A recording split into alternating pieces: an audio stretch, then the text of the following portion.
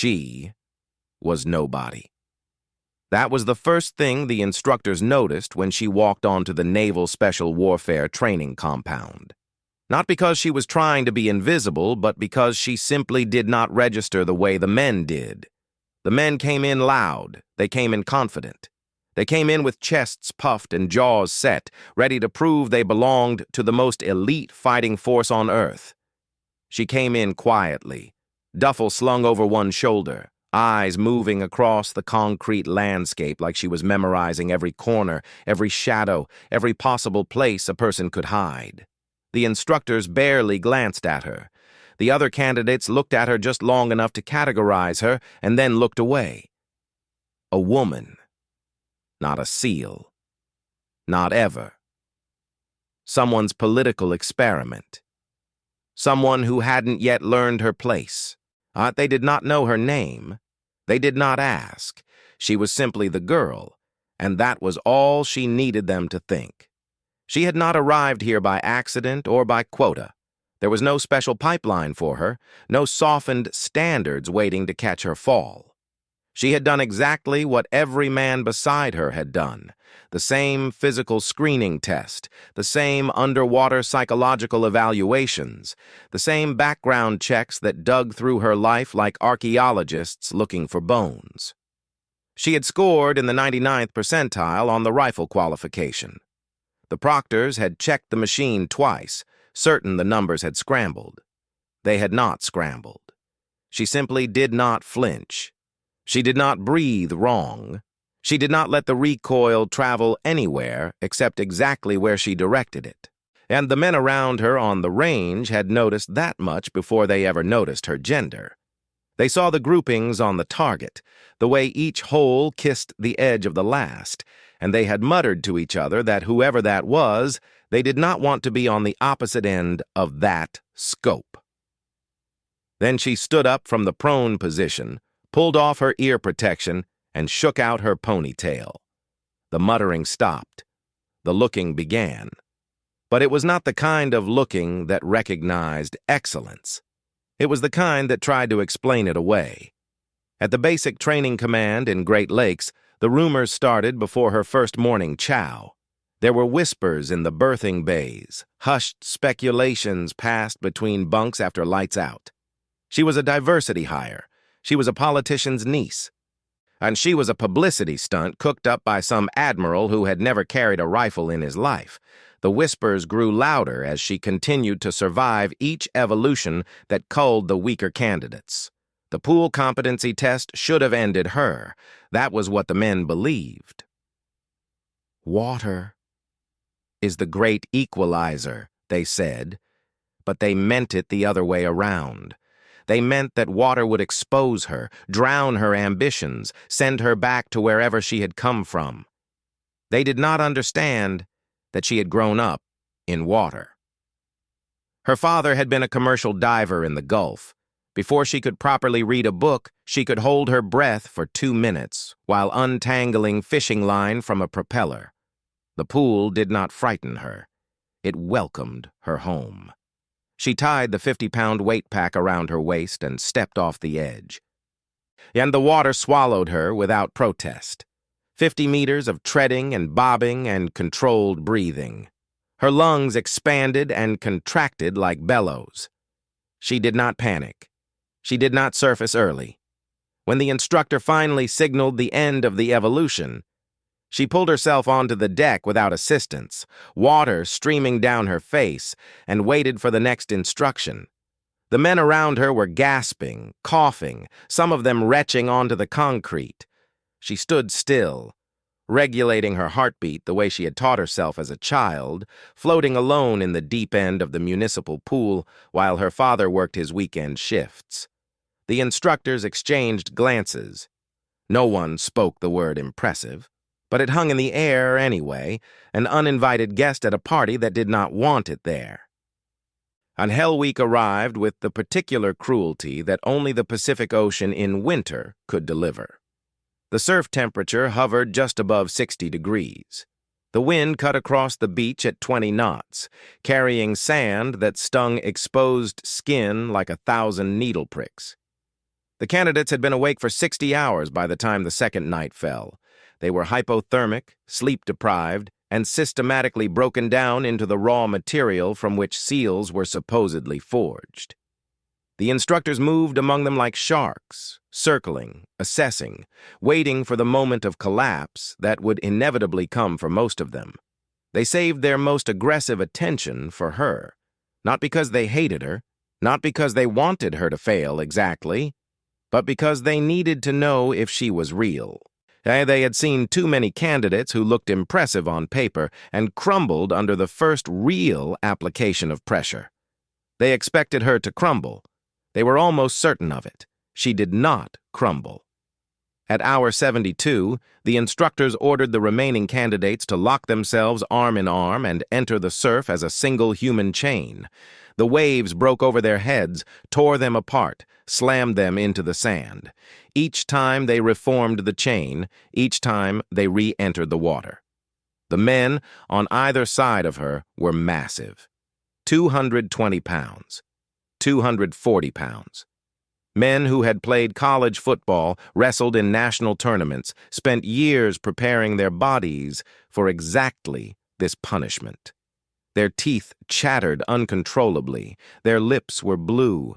Some of them wept without making sound, and the tears indistinguishable from seawater streaming down their faces. She held the chain and did not weep. Her body shook the same as theirs.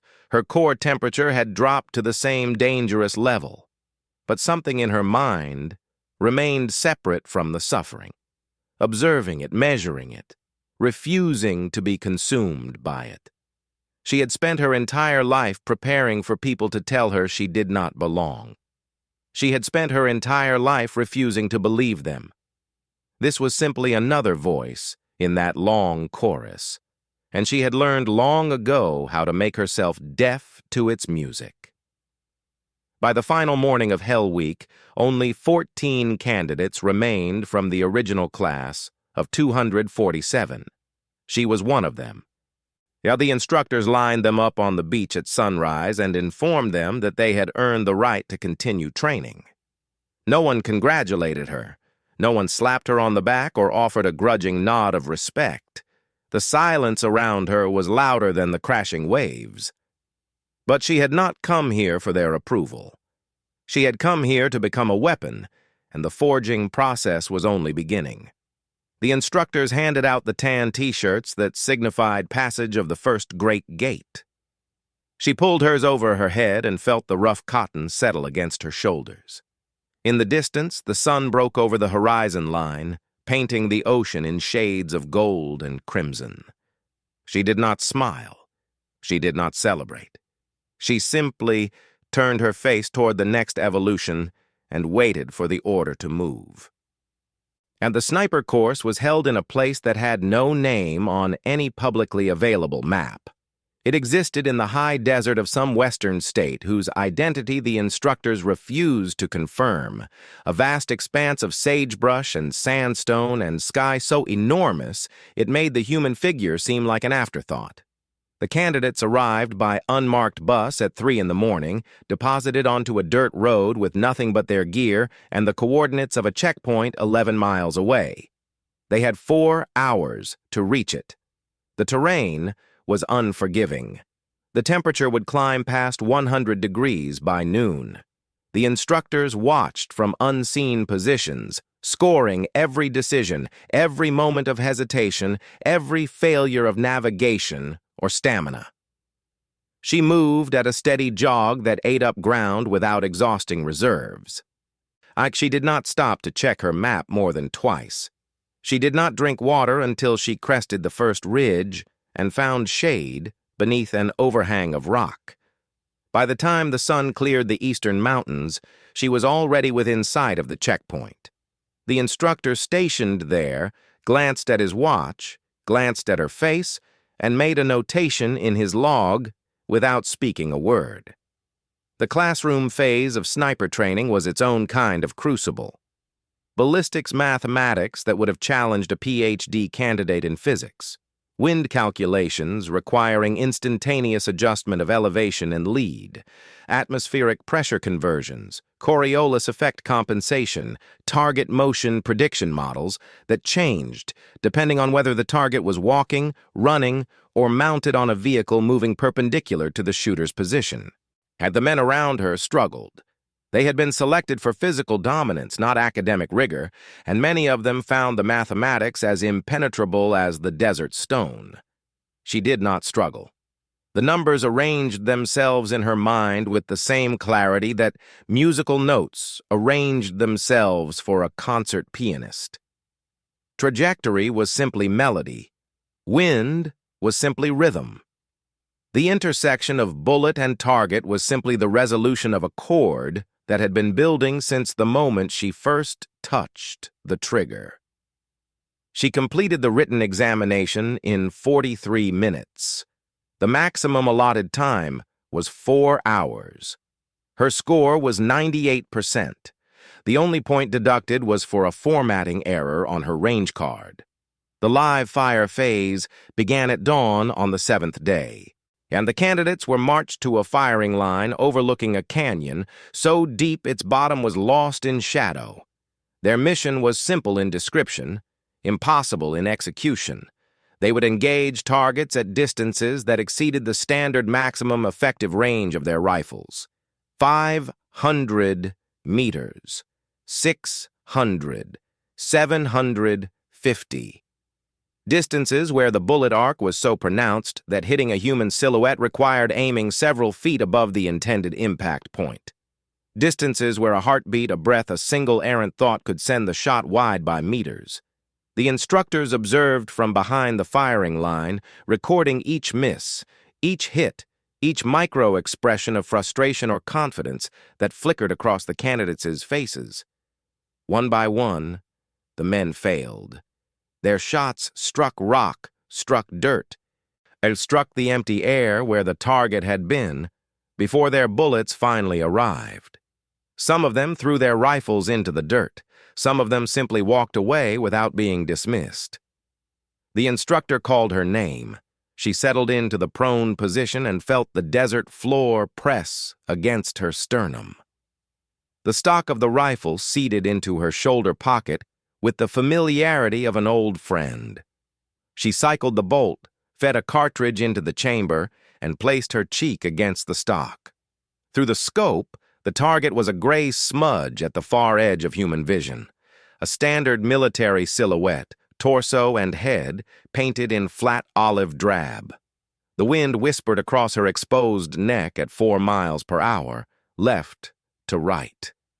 The air temperature was 87 degrees.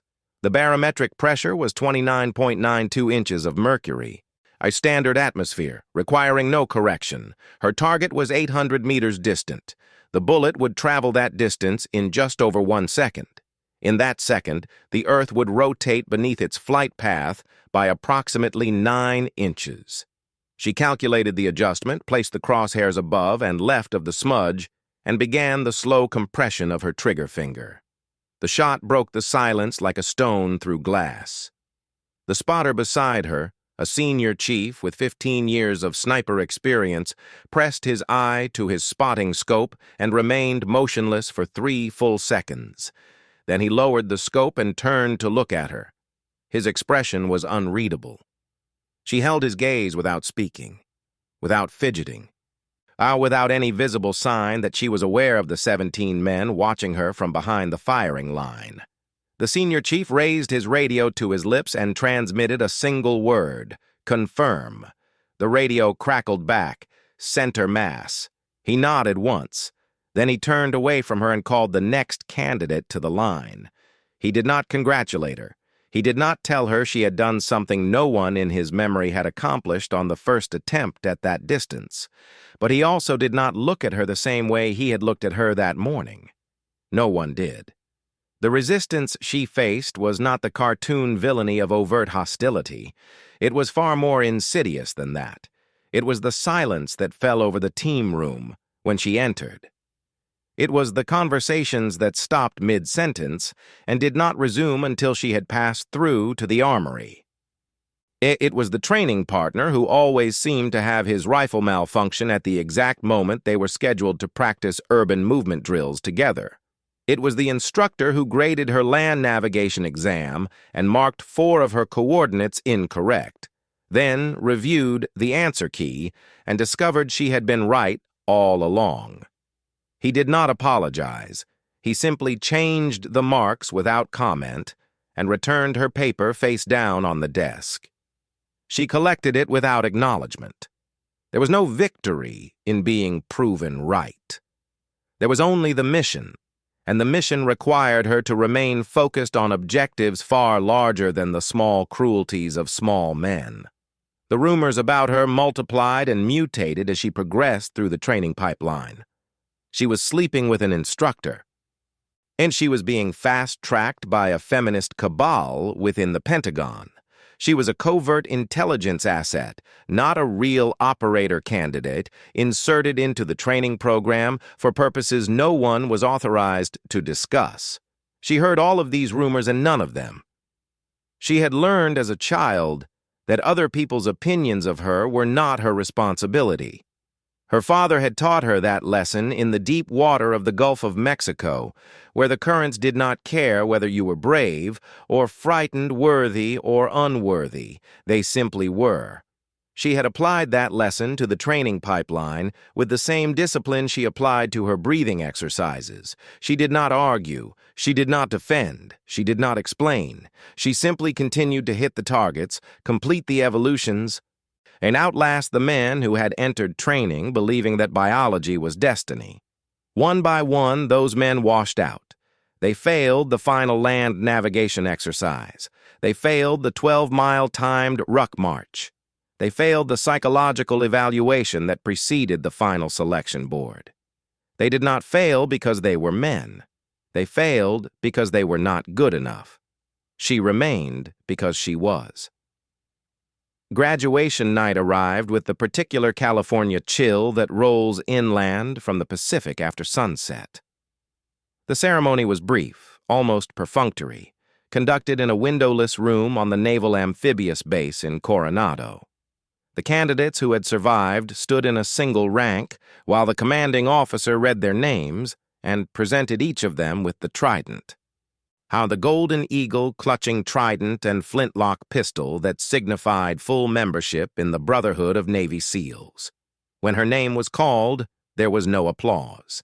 There was no cheering. The men on either side of her remained rigidly at attention, their faces deliberately blank.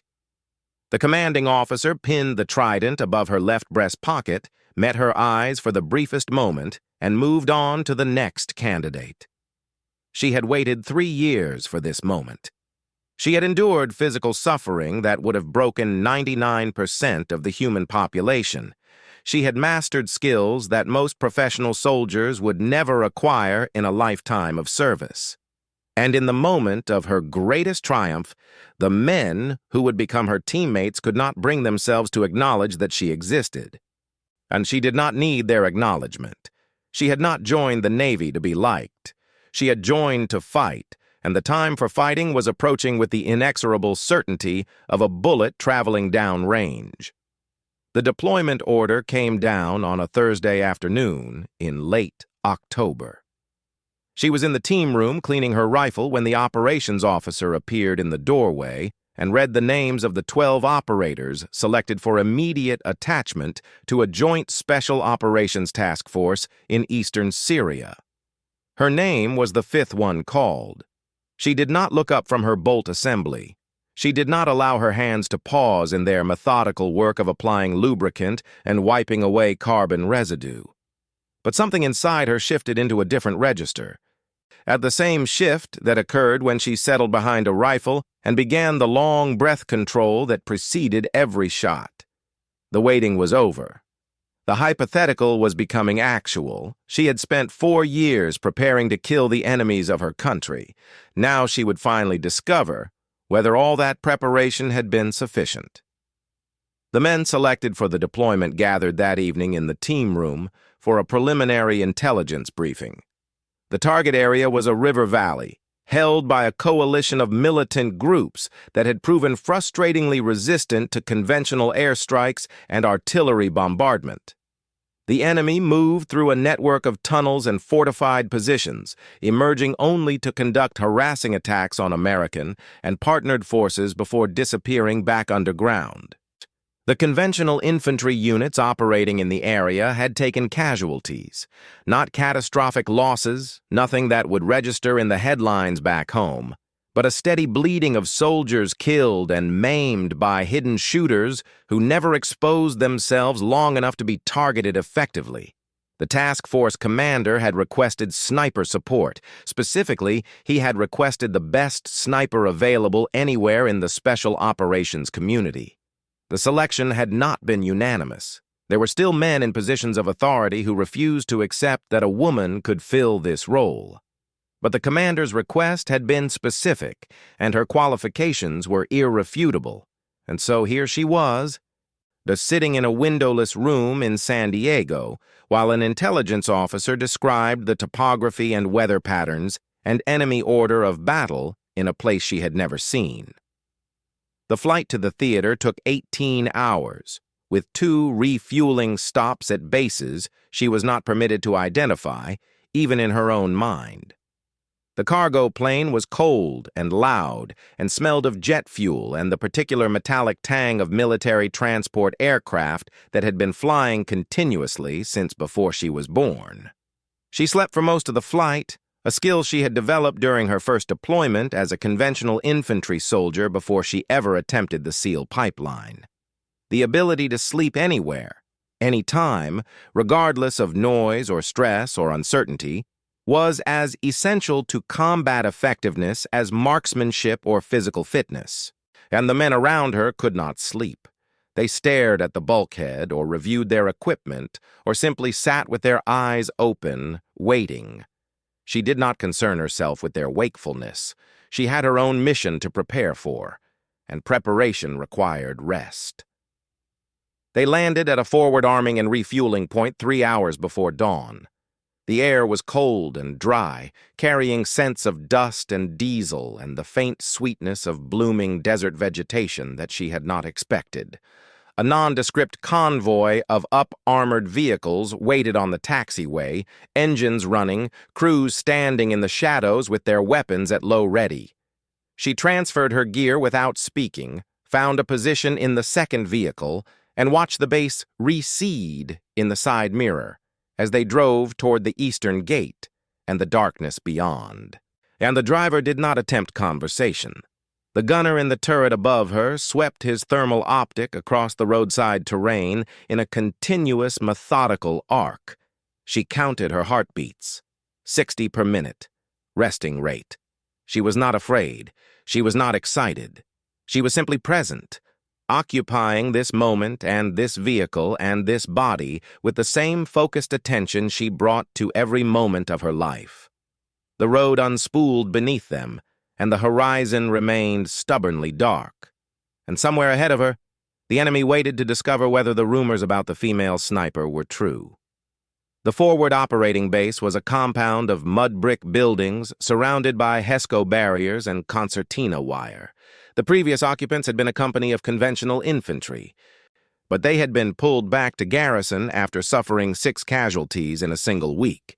Their replacements were a platoon of Army Rangers who viewed the arrival of Navy SEALs with the particular suspicion that has characterized inter-service rivalry since before any of them were born. She did not participate in the testosterone-fueled posturing that accompanied the meeting between the SEAL team leader and the Ranger platoon commander. She found an unoccupied corner of the operations building, spread her camouflage netting over a stack of ammunition crates, and began the methodical process of preparing her sniper hide position. The walls were thick enough to stop small arms fire. The window offered a clear view of the eastern approaches to the compound. She adjusted the sandbags beneath her rifle barrel and checked the level of her shooting platform with a bubble gauge and settled into the position she would occupy for the next 16 hours. The first day passed without incident. The second day passed with only routine observation of civilian traffic and the distant movement of armed men too far away to positively identify. On the third day, a Ranger sniper team operating 6 kilometers to the north made contact with an enemy element and killed 3 fighters attempting to cross the river under cover of darkness. The task force commander radioed congratulations and a reminder that the enemy would likely attempt retaliation within the next 48 hours. She listened to the transmission on her earpiece, adjusted her elevation knob by 1 click, and continued her observation of the terrain. But the retaliation came at dusk on the 4th day. It began with a mortar round that impacted 50 meters outside the compound perimeter, sending a plume of dust and smoke into the fading light. Then another round, closer, impacting the HESCO barrier and spraying shrapnel across the eastern wall of the operations building. Then another, and another, a barrage of 6 mortars in 90 seconds that sent every American soldier in the compound diving for cover and returning fire in the general direction of the suspected launch point. She did not dive for cover. She did not return suppressive fire at an unseen enemy. She pressed her eye to the scope and began scanning the terrain feature where the mortar rounds appeared to originate.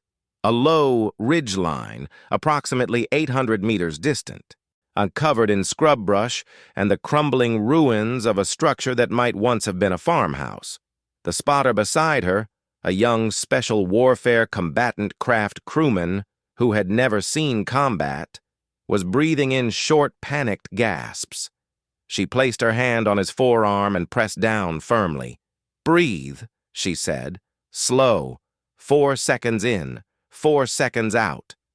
He looked at her with eyes that were too wide, too white, the eyes of a man who had just discovered that war was not a video game.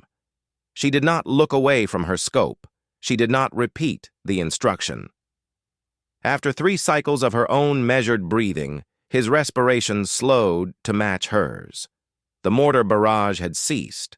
The compound was quiet except for the shouted reports of damage assessment and the distant crackle of small arms fire from the Ranger position to the north. She continued to scan the ridgeline. Movement. At the base of the ruined structure, a shadow separated from the shadows and resolved into the silhouette of a man carrying a mortar tube across his shoulder. He was moving east, away from the compound, disappearing into the rapidly gathering darkness. She tracked him through the scope, crosshairs steady on the center of his back. The distance was 820 meters. The wind was negligible. The light was sufficient. She could end his life with less than 2 pounds of pressure on the trigger. She did not fire. The man was no longer a threat. He was fleeing, not maneuvering to attack again. She had not been sent here to execute fleeing men. She had been sent here to protect American soldiers, and that mission did not require the death of a man who was no longer capable of causing harm. She watched him disappear into the darkness and lowered her cheek from the stock. The spotter exhaled slowly. "Why didn't you take the shot?" he whispered. She did not answer. She was already scanning the ridgeline for other targets, other threats, other men who might still be willing to fight. The spotter waited 10 seconds, 20 seconds, then seemed to understand that she was not going to explain herself. He raised his own optics and resumed his observation of the terrain. Behind them, the compound continued its post-attack bustle. No one approached her position. No one asked what she had seen or why she had not fired. She was alone in the darkness, with her rifle and her spotter, and the memory of the fleeing man, and who would wake tomorrow morning in whatever hole he called home and never know how close he had come to dying. The enemy sniper introduced himself on the morning of the 7th day. She was conducting her pre-dawn observation of the eastern approaches when a single shot cracked across the valley and impacted the sandbag directly beneath her rifle barrel. The round passed through the bag and struck the wall behind her, embedding itself in the mud brick with a sound like a hammer striking meat. She did not flinch. She did not drop below the window line. She tracked the trajectory backward from the impact point, calculating azimuth and elevation with the same mathematical precision she had applied to every training exercise. The shot had originated from the second floor of a building approximately 1,000 meters distant, a structure she had catalogued as a possible enemy position, but had not yet observed occupied. She acquired the window in her scope and waited. 30 minutes passed. An hour. The sun climbed above the ridge line and painted the valley in harsh, shadowless light. She did not move. Her breathing slowed to 6 cycles per minute. Her heartbeat dropped below 50. The spotter beside her had been replaced by a senior chief with 17 years of special operations experience and a face that revealed nothing. He watched the same window through his spotting scope and did not speak. Neither of them needed words. They had trained for this moment separately for years, and together for only weeks. But the training had created a shared language of breath and stillness, and the particular patience required to hunt men who were also hunting you. At 09:47 hours, the enemy sniper made his mistake. It was not a large mistake. It was not the kind of mistake that would have cost a less skilled operator his life. It was simply a moment of movement, the briefest exposure of his rifle barrel as he adjusted his position inside the window. She saw the shadow shift. She saw the sunlight glint off something metal. She did not consciously decide to fire. Her finger compressed the trigger at the precise instant her brain registered the target. The two events occurring so closely together that they were effectively simultaneous. The rifle recoiled against her shoulder. The sound of the shot echoed across the valley and faded into the silence of the morning. The spotter's voice came through her earpiece. Impact, center mass, target down. She cycled the bolt. I fed a fresh cartridge into the chamber and resumed her observation of the window. The enemy sniper did not rise.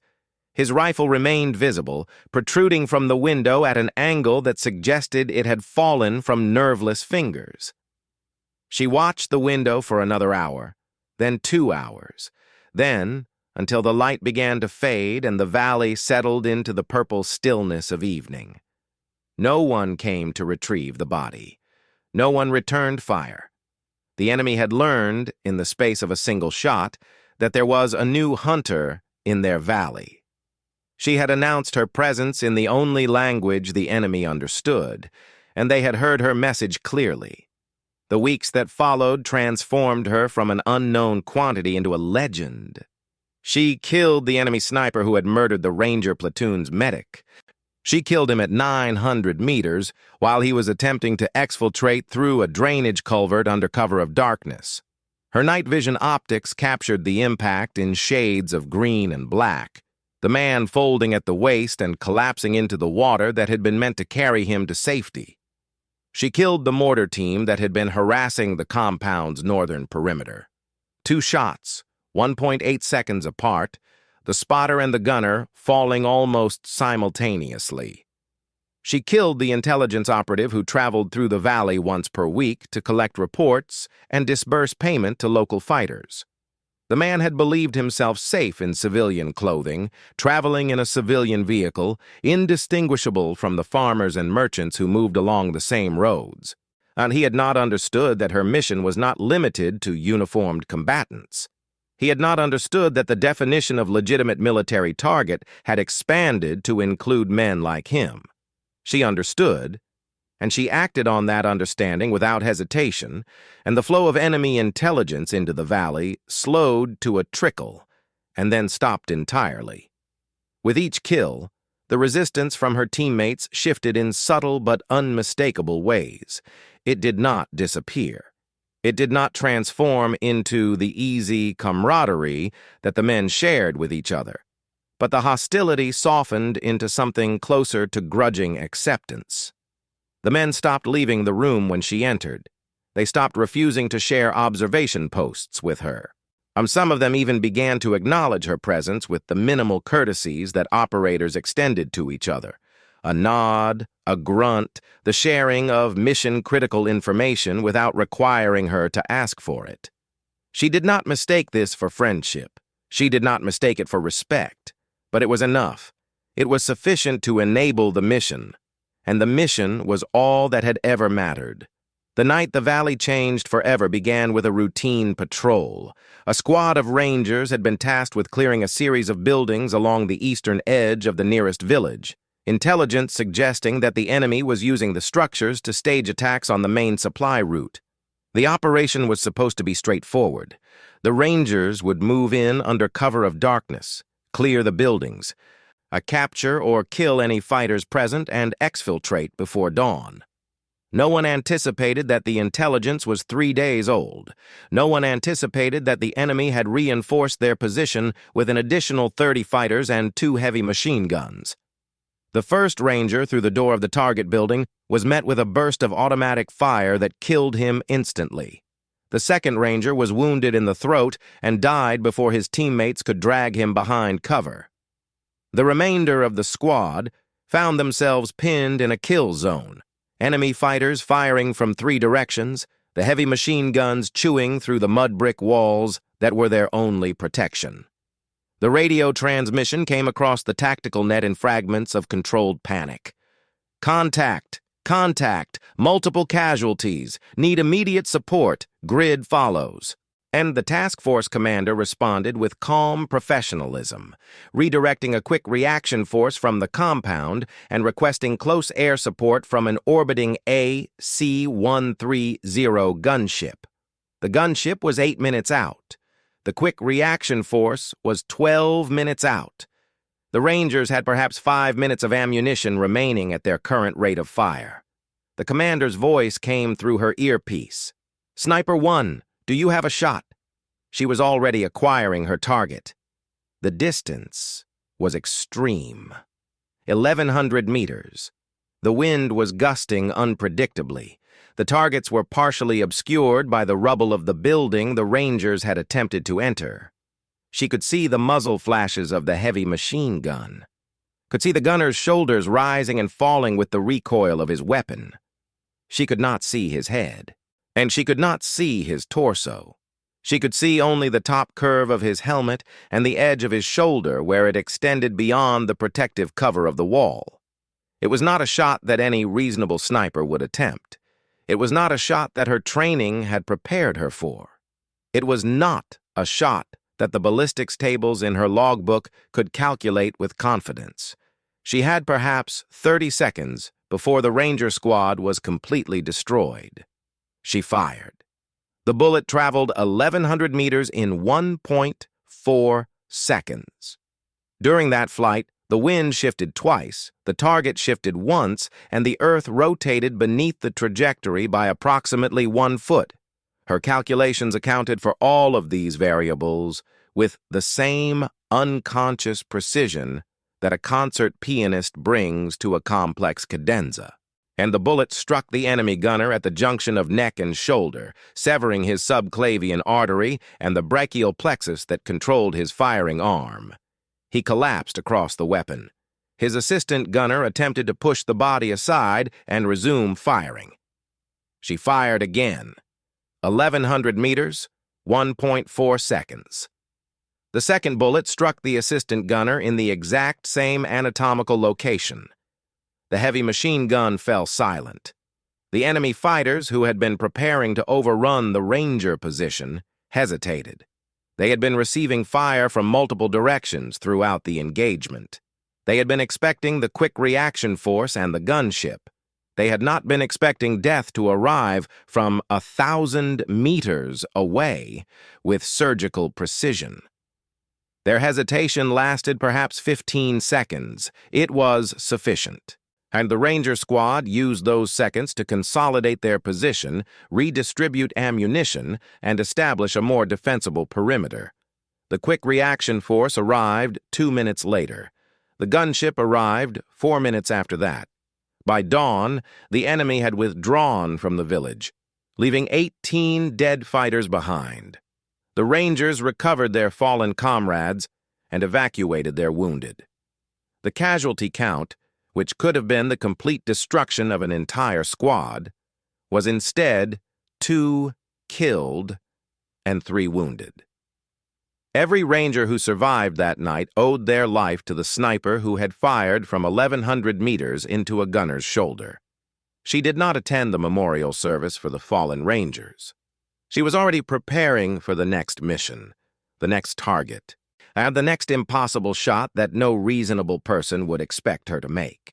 The task force commander submitted her name for the Silver Star. The recommendation moved through channels with unusual speed, accelerated by the urgency of combat and the clarity of her actions. Somewhere in the chain of command, an officer with sufficient authority to approve such decorations reviewed the recommendation and hesitated. A female SEAL receiving the nation's 3rd highest award for valor. A female sniper being celebrated for killing the enemy. There was no regulation that prohibited such recognition. But there was also no precedent.